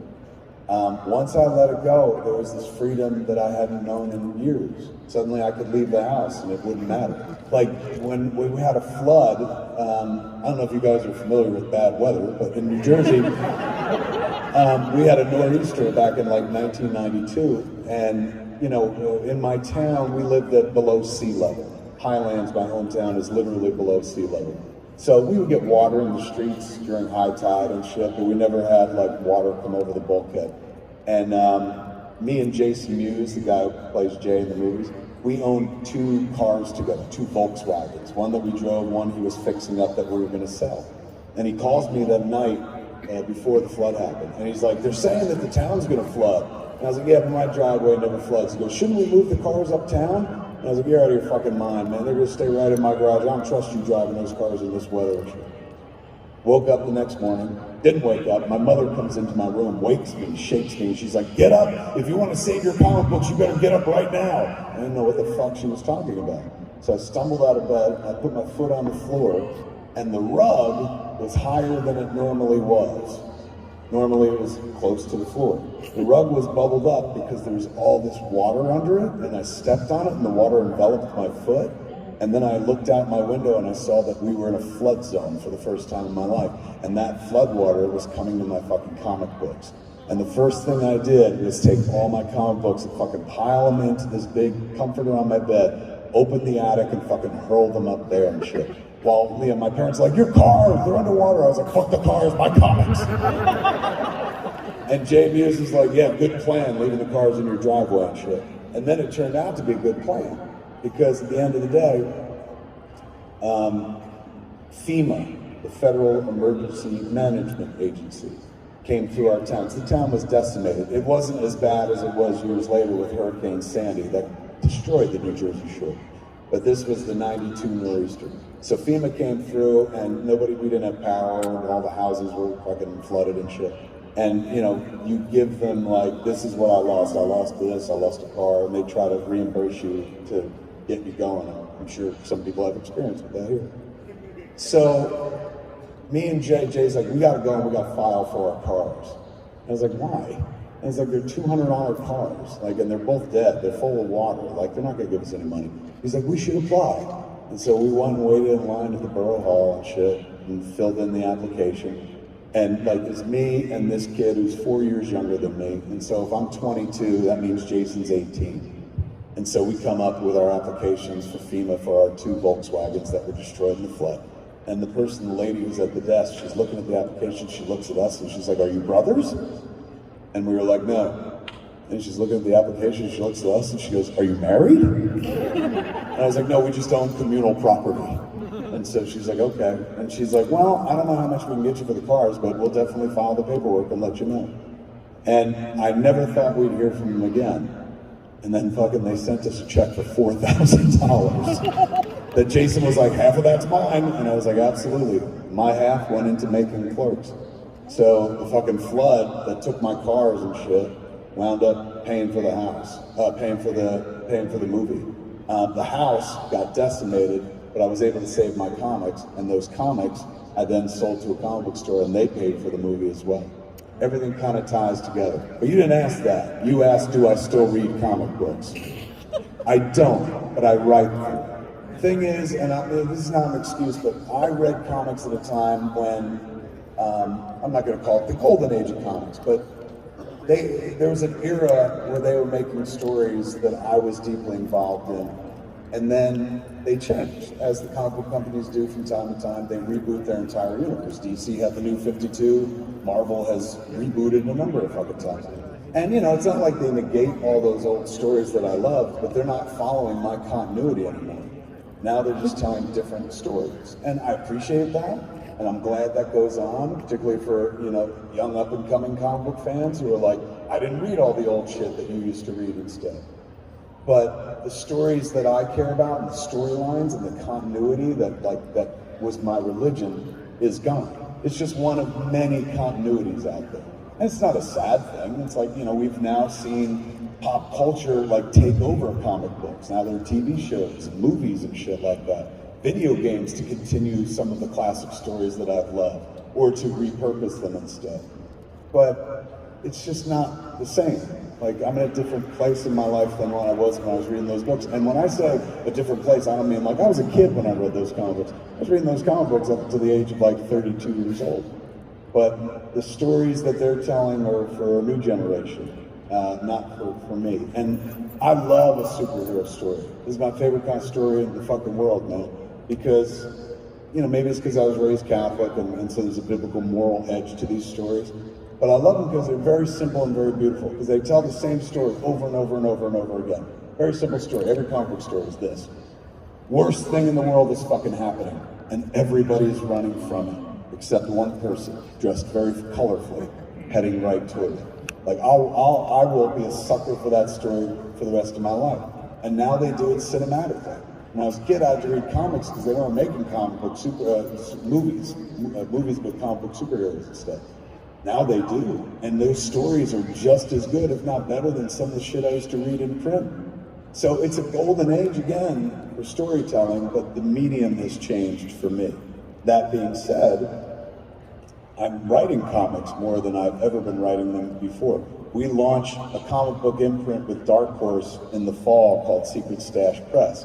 So for the last 6 months, I've been writing a comic book, vigilante comic book called Masquerade, which will come out in the fall. And then I've been writing this other comic book, which is called Quick Stops, which is an anthology book that takes all the characters, Dante, Randall, Jay, Silent Bob, and tells mashup stories with them. So I'm writing comics, but I'm not reading them at this point. That being said, one leads to the other. Because I guarantee you, I'm going to see the first criticism on the book I write. Somebody's going to be like, "This guy hasn't read a comic book in years," and that's going to make me fucking read a comic book. Because I saw somebody talk about something I'd written, and they were like, he writes like the 90s comic books. And that makes sense, because those are the comic books that like I was raised and reared on. Those are the stories that mean the most to me. When I write a comic book, I don't do it well, but I'm desperately trying to emulate either Alan Moore, Frank Miller, Neil Gaiman, Peter Milligan, Grant Morrison, the people whose writing like fucking captured my imagination and wouldn't give it back. So, short answer, which I'm no good at, I don't read comic books currently, but I do write them. And to be fair, as I told my kid from a young age, like, you can read comic books or you can write it. One of them's more fun. Being in charge is always way more fucking fun. Yes. Hi, What's your name? Jennifer. Everyone give it up for Jennifer, man. And I'm a YouTuber. You're a YouTuber? Yes. Fucking A, a creator, fellow maker. How are you? Very good, and I'm such a huge fan. I have a recommendation and one question. Okay. I recommend you to go to the rainforest in Yunque and a restaurant called Raíces, and you're gonna love it, and you have to try the mofongo. And what do I have to try? Mofongo. The mofumbo? Yes. Mofungo? Yeah. What is it? It's like plantain made from green banana, but it's like plantain, and it's like brown like this, and you can add it with meat. You could put meat in it. Yes. But as a vegan, I wouldn't. Yes, it is vegan. Fucking A. All right, mofungo. Yeah, and my question is, will you do season 3 Master of the Universe? I hope so. It's not up to me. If it were up to me, we'd be there already. But it's always up to somebody else. So Huge fan. Thank you. We're still standing by, and fingers crossed. It looks very good, but I think so. I hope so. Thank you so much. What's your name? Myself. What is it? Myself. Myself. Marcel? Give it up for Marcel, everybody. Marcel, you got a stash shirt. Marcel, what? Marcel, like the chef. Yes. Were you at the stash or just ordered? You been there? Yes. Fucking A, thank you for calling. He's been to my comic book store in Jersey. I tried to meet you. You tried to meet me? I tried to meet you there last October. Was I there or no? This is actually my first Comic Con. Okay, this one here? Yes. Well, let me ask you a question. How have you enjoyed? You will ask one too. How have you enjoyed your first Comic Con? So far, so good. So far, so good, right? Give it up for the PR Comic Con, ladies and gentlemen. Okay. I'm actually a fan of yours since the 90s. Quentin Tarantino. I actually connected with my girl with Clerks 2. Love that movie. And you know, there's a million fine women out there. They don't all buy me tickets to meet you. They mostly just don't even buy me tickets to come to Comic Con. So when I ask her to marry me. Did you hear that? Where are you? Yes. Let's get up to the microphone. Come on over here. Something important is happening. He's down on one knee.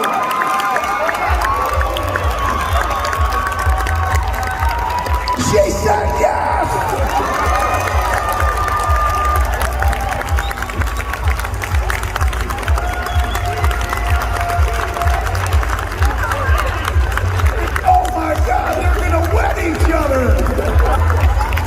Give it up for Marcel, ladies and gentlemen. He just made a fucking life choice.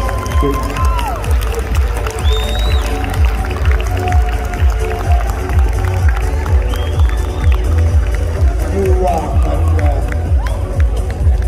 Yeah, that's always over.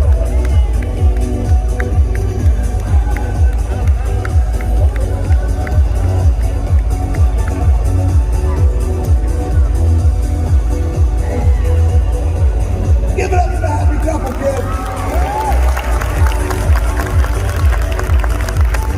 Ladies and gentlemen of Puerto Rico, having a good time this evening. I had a fucking blast, so I will definitely be back next year, man. Even if I'm bringing myself out here, I'm probably going to be back within the next 3 months because my wife saw pictures and she was like, we're going back and shit. So I will have sex in Puerto Rico, just not this trip.